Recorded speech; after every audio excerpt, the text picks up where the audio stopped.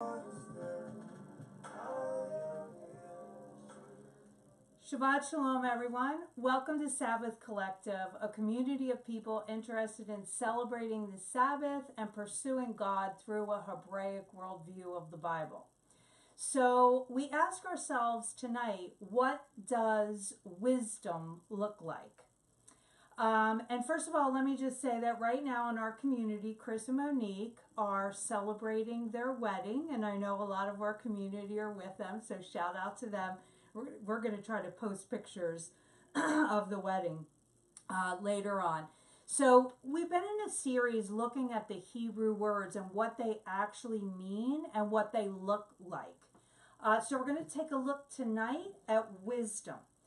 The verse Proverbs 3:19 and 20 says, Adonai by wisdom founded the earth, and by understanding he established the heavens. By his knowledge the deep, or springs, burst open, and the dew condenses from the sky. So we read here something really interesting. Hey Maureen, great to see you. Shabbat Shalom.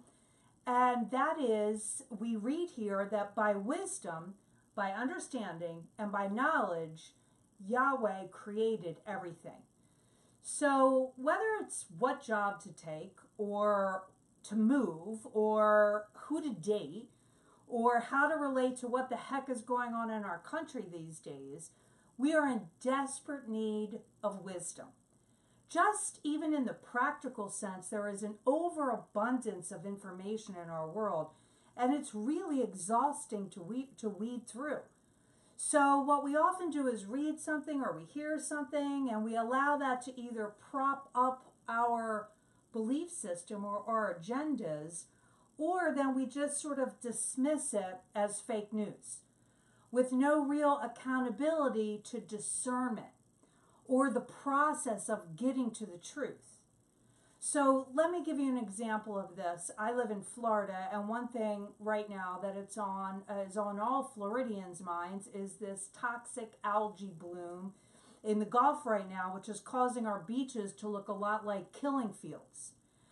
Dolphins and manatees and turtles and tons of fish all washed up on the beach dead, and those are just the dead animals we can see. They say most of them are actually have fallen to the bottom. And it is very much connected to a lake in the center of Florida, Lake Okeechobee, which is being poisoned by farm fertilization runoff, big sugar, big agri. There's a ton of information that is being thrown out at us right now because it's the primary season, right? And many of the politicians are actually in the pockets of the fertilizer, the sugar, and the meat industries. But at the same time, the smell, the death, and the millions of dollars being lost is also very much an in-your-face issue. And I personally am livid about this. So I'm talking to someone at the beach last week, and I go to a beach where the algae is just starting to creep up to where it is now. And I'm there last week, and I'm swimming around, and I'm talking with a guy, and we get to talking about it, and he mentions, oh yeah, I'm from down south a little bit, but everyone's all worked up about red tide. It's a natural occurring phenomena. Now, there's some dispute as to whether glyphosate causes the algae bloom itself, or if that keeps it going, and that the global warming is actually causing it to happen more. It is a natural occurring phenomena, but it's happening more now, and the warming temperatures of the water are making it happen more frequently, and also it lasts longer, and then the runoff from this lake goes in and feeds the bacteria, and it makes it bloom even more. And that is just a fact. But what happens is because people are either fed information or they have a vested interest in something, it's easier to default to, it's just a natural occurring phenomena. Then no responsibility, it's just a bummer, right? You see, real tragedies have become lost in our world today through political agendas. We need wisdom. James 3:17 says the wisdom that comes from heaven is pure. And what that means is wisdom from heaven has no agenda.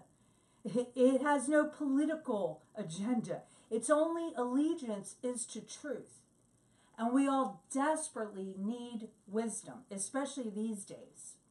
So I want to look at what the word means in Hebrew, what this word looks like.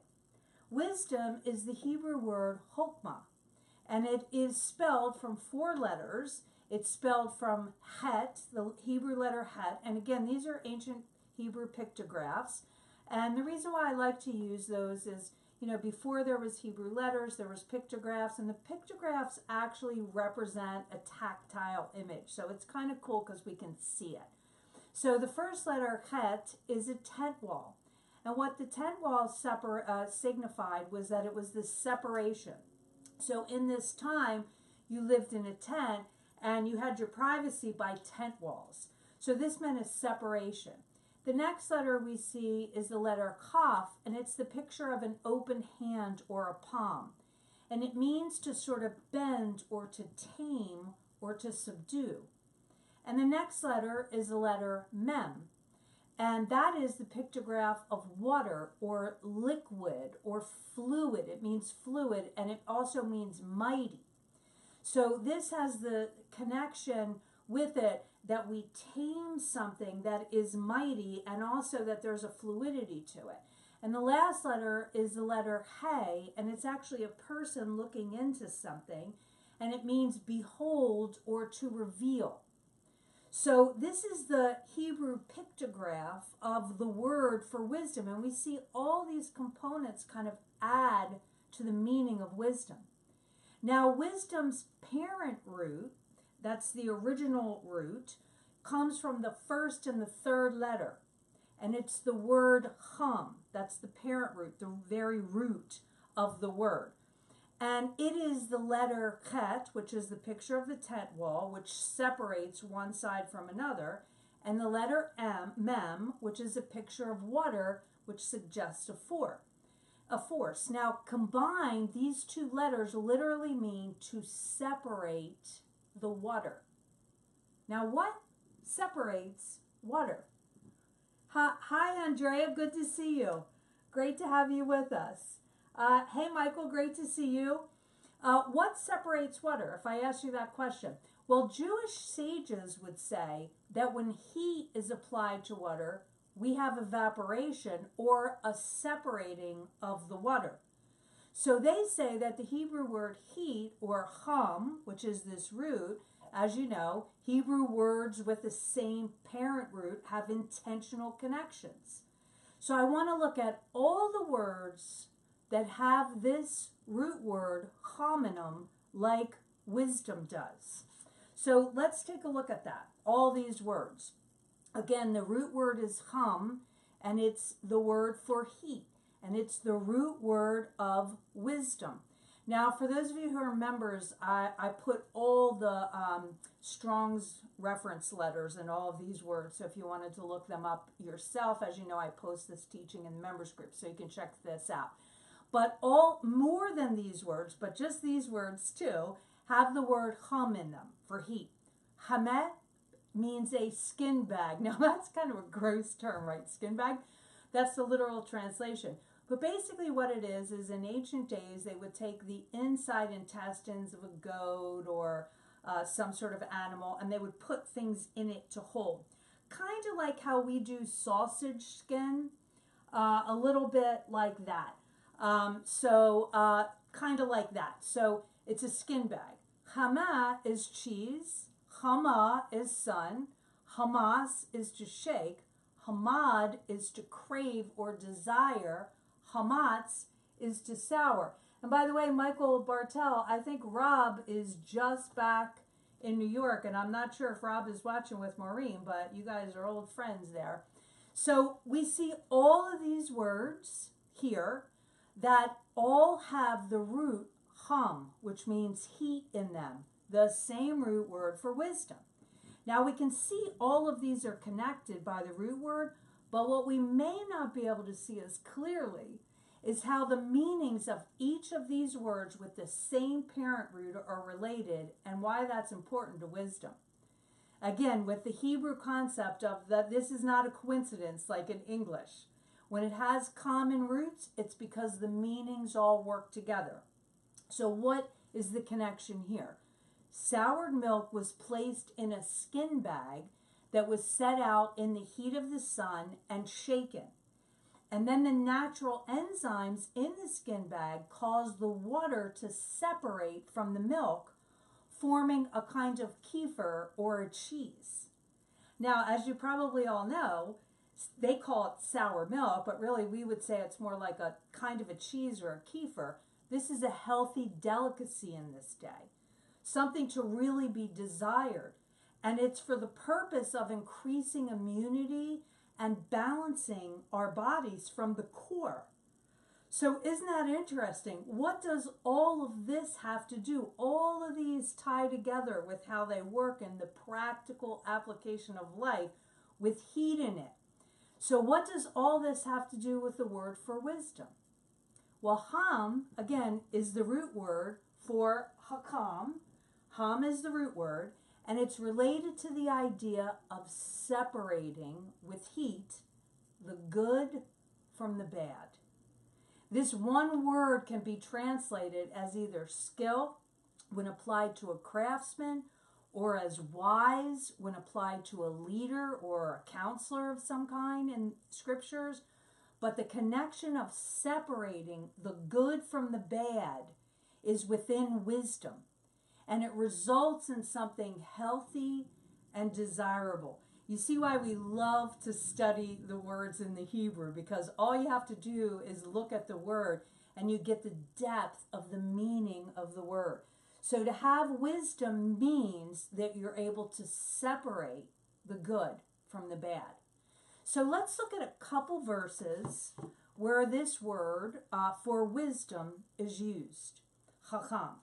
Deuteronomy 1:13 says, "Pick for yourselves from each of your tribes men who are wise," and that's the word chacham, "understanding and knowledgeable, and I will make them heads over you." And what that really means is it's not some sort of misogynistic, authoritarian kind of person. It's a person who literally watches over you to make sure that you're safe. There's another verse we see this word hakam, and there's tons of them, is in 2 Chronicles 2:7. "Send me a man skilled," hakam, the word for wisdom. So we see first hakam is translated wide or wise. Second, we see it's translated skilled. "Send me a man skilled at working with gold, silver, bronze, and iron, dealing with purple, crimson, and blue dyed materials, and capable of doing all kinds of engraving." So here we see that the word hakam or wisdom is associated with a skilled craftsman. The other verse that we see is Exodus 35:26. And it says, "The women whose heart stirred them to use their skill," which is the same word hokmah, which means wisdom, and here it's translated skill, "to spun the goat's hair." We see wisdom in Psalm 127 or 107:27 for the skill of sailors who were able to use the winds and the tides to kind of navigate their way through the sea to their destination. We see wisdom is seen in the skill of technical work in making garments for the high priest in Exodus 28:3. We see wisdom or chokmah for craftsmanship in metalwork in Exodus 31, as well as the execution of battle tactics in Isaiah 10. Wisdom is required from government leaders and heads of state and is used with the capabilities of administrators in 1 Kings 3 and Deuteronomy 34 and 2 Samuel 14. So we see wisdom is all over scriptures to do all kinds of things. Wisdom is skill, it's expertise, it's competence that understand how all things work to achieve good and beautiful results. Wisdom, or chokmah, is to have the ability to separate the good from the bad. It is the actions in alignment with a divinely created system that governs the moral fiber of the universe. I know that's a mouthful. This requires the skill to see something from Adonai's viewpoint. One mysterious element in wisdom, of having the skill of wisdom, is the fear of the Lord. And we're going to actually talk about that next week, all the meanings of fear. So let's look at what wisdom looks like. And by the way, when we see wisdom in this way, isn't it kind of interesting that we look at it like it's just really some sort of gift given to us, right? Or some person is just sort of born with it maybe. But here we see it's a very active word. There's skill, there's expertise, and we're going to see there's learning, there's work. We can all have wisdom, but make no mistake about it. To have wisdom, you're going to work for wisdom. So we all need it, but not many of us are actually willing to do the work, which is why some of us are exhausted at the ignorance that we see out there today. And when someone drops an ignorance bomb on us and says, well, why don't you explain to me what you mean? Sometimes our honest response is, you know what, you need to do your own research on this, because I'm weary at explaining why these things happen and how they're happening in our world. Some people don't care about wisdom. But for those of us who do, we are able to acquire it. So what does it look like? It is applying God's nature in the practical affairs of life. And the first thing that we see with it is wisdom keeps you personally and me on the right path. J.R.R. Tolkien from Lord of the Rings wrote, "It's a dangerous business, Frodo, going out your door. You step onto the road, and if you don't keep your feet, there's no knowing where you might be swept off to." Great quote there. We have to keep our feet, and wisdom does that. And listen, not only does wisdom keep us on the right path, but the wrong road, your wrong road, may not be somebody else's wrong road, but it's not right for you. So wisdom guides your steps and lights your path. It keeps you in the right place. The second thing that we see is wisdom brings shalom to the world. Always. It always brings shalom to the world. Moshe said to his people, to the Jewish people, in Deuteronomy 4:5 and 6, and he's talking about establishing them so that they could become a great nation. He says, look, I have taught you laws. By the way, if you hear rumblings, we get intense thunderstorms every night now around my neck of the woods. So you may hear that, and that's what you're hearing is a thunder. So Moshe says, look, I have taught you laws and rulings, just as Adonai my God ordered me, so that you can behave accordingly in the land where you are going in order to take possession of it. Therefore, observe them and follow them, for then all peoples will see you as having wisdom and understanding. When they hear all of these laws, they will say, this great nation is surely a wise and understanding people. So Moshe is saying this to his people. So now remember, the Jewish people and their nation was designed to be the conduit in which the world would relationally connect to Adonai.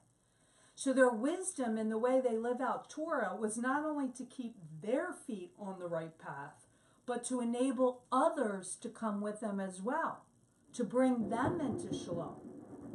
But it starts with them. So wisdom is for you and I personally, and then it's so we can bring it to others. And wisdom is often in the feminine form, and it's personified as crying out for seekers. Proverbs 1:20 says, wisdom calls aloud in the open air and raises her voice in the public places. She calls out at street corners and speaks out at entrances to city gates. So what we really can get from this is wisdom is calling out to you. She's seeking you. She's not elusive. She's not hiding. She's not reserved for a few chosen ones. She calls for anyone who will listen. Chokmah is used most often in Proverbs, so that the reader of the wise sayings might know wisdom and allow it to govern his or her life, which is why I always read Proverbs and really meditate on them. There's wisdom in there. So let's continue with this verse that we started with in the very beginning to kind of see more of what wisdom looks like. The second word that we see is the word understanding. And that's the Hebrew word tabuna. And what this is it's intellectual insight and skill. So the combined letters of this word, understanding, means the continuing of the house or a legacy. And what this means is it's an insight and a skill that continues the house or the family or the generations. Teachers of children can show great understanding. So the difference between understanding and just seeing facts requires insight and skill. I remember years ago when my sons were younger, and I used to volunteer watching the babies in the nursery because my children were in there, and one of the teachers who was in there was always reprimanding this one toddler. Sit down, sit down. And when the toddler wouldn't sit down, the teacher would always get angry and then make the child stand in a timeout and wouldn't get to do the fun stuff. And one day, another teacher was looking at the child and thought, there's something funny here because this child is a good child, but she just never sits down. And so she went to change her and put a different pair of pants on her, and she saw that this little child, this little toddler, had the worst fungal infection, like a serious diaper rash that she'd ever seen. She couldn't sit down because she was in pain. And again, one teacher had understanding, intellectual insight and skill, and one teacher just saw the facts of what was going on without the understanding. One teacher could bring life, one teacher could bring death. That's the power of understanding. Malcolm Gladwell's books show understanding in the way he relates to culturally accepted beliefs, and he challenges them with actual statistics. Understanding is about discernment, and it's about insight. You need understanding for those kingdom paradoxes like you were set free so that you can choose to be a servant. Or God's operating system for security is distribution, not accumulation. We need understanding to relate to those. So we looked at wisdom, we looked at understanding. Now let's look at knowledge, which is the next part in this verse.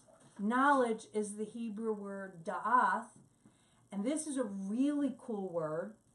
It means a relationship with the information learned. So it's not just about accumulating information, it's about having a relationship with that information. And it actually comes from the Hebrew root word yada, which means to know. Genesis 4:1 says, Adam yada knew his wife, and she conceived and bore a son. So he intimately knew Yada, his wife. It's where we get the expression yada, yada, yada, right? I know. It's this intimate knowledge with it. It's not just the gathering and storing of information. It's a relational connection to that information, which is crucial. Knowledge, this kind of knowledge from the Hebraic perspective, is actually what someone like Neil deGrasse Tyson has with science. He doesn't just know the facts of science. He's relationally connected and passionate about science. And you know what? He wants us to be connected with science as well. He's totally in relationship with it. And that's the difference between just knowing facts. So now let's go back to the original verse that we started with. Adonai, by wisdom, founded the earth. Now we know what that word means. By understanding, he established the heavens. By his knowledge, the deep springs burst open and the dew condenses from the sky. So if you were to read, you see all these three words. If you read this text in Proverbs and look up these words, wisdom, understanding, and knowledge, in an English dictionary or even a Western biblical commentary, you will find distinctions between these three words, differences between them, with no connection between them at all. Three different words with three different meanings describing three elements in creation. But what you might not realize is that's a Greek worldview that was written into these definitions. In the Greek Western mindset, you see, it's possible to have one without the other. And you may read or hear people say, oh, that person has knowledge without wisdom. But in Hebrew words, their meanings, we relate to that much differently.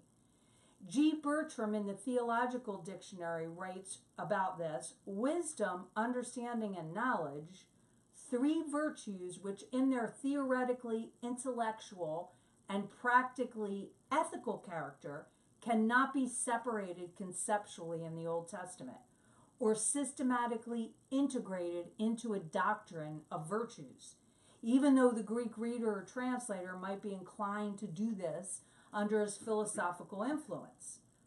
Rather, the heaping up of terms is an indication of the many-sidedness of aspects. You see, Hebrew thinking doesn't separate these terms. Hebraically, these words are merely ways of describing a likeness. Wisdom, knowledge, and understanding, as we just talked about them, are all joined together. Similar to when we observe a rainbow and talk about the colors in them. They are all connected. People can be crammed with facts, but not knowledgeable people. Knowledge is not true knowledge unless it becomes a part of you and then relationally leads you to understanding, which is insight and discernment, and then you're connected with wisdom, which is the skill to separate good from bad and act in a way that brings shalom. A person is not wise without understanding and cannot have understanding without knowledge. So let's flip that around, because you can flip these words around in different order. A person cannot be knowledgeable without understanding and cannot have understanding without wisdom. These terms are interchangeable and the expression of the kind of unified mosaic that mirrors Yahweh himself. Proverbs 2:6 says, "For Adonai gives wisdom, from his mouth comes knowledge and understanding." The Hebraic relationship with this text is that it is not possible for a person to acquire wisdom merely through their own intellect. He or she must gain wisdom through both studying of the Torah and learning from the rabbis or the sages, and then connecting that with the experience of life. Elijah Gaon said, who's a scholar of the Talmud, said, wisdom and Torah flow from one source. And that's the truth. True wisdom is always about the source. Solomon's words say, "She, wisdom, is a tree of life to those who take hold of her, and happy are all who retain her," in Proverbs 3:18. So true wisdom is not only words, but it's works. Rumi puts it this way: yesterday I was clever, so I wanted to change the world. Today I am wise, so I am changing myself. Now, this doesn't suggest that we lock ourselves away in a closet somewhere and we don't do the work of justice that needs to happen in the world. But wisdom is always most concerned with changing oneself so that we know how to rightly divide, like we talked about the meaning of the word wisdom, good from bad. And then we know what to do. That's the only way we can be connected to the source of knowing good from bad. We must study, we must have rabbis or teachers in our life, and we must experience it through that viewpoint. The value of God's wisdom is expressed in Solomon's words in Proverbs chapter 4, verse 5. It says, gain wisdom, gain insight. Don't forget or turn from the words I am saying. Don't abandon wisdom. Then she will preserve you. Love her, and she will protect you. The beginning of wisdom is get wisdom. What a great sentence. The beginning of wisdom is get wisdom. So again, we need this in our world today. We cannot function in any kind of effective way bringing shalom onto this world, especially at the times we're living with, unless we connect to wisdom, unless we have understanding and knowledge and wisdom. We're going to close this time with the lighting of the Shabbos candles.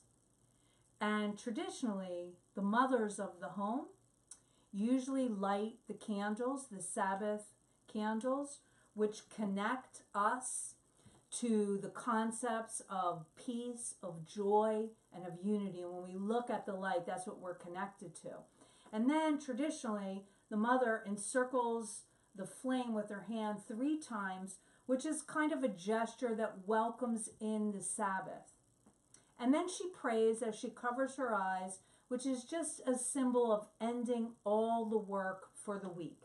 Blessed are you, Yahweh our God, King of the universe, who has set us apart by his commandments, who has given us Yeshua the Messiah, and has sent us to be a light to the world. The Lord is our light and our salvation. May his light be felt in this space as the enlightenment of truth and the radiance of joy. Amen. Shabbat Shalom.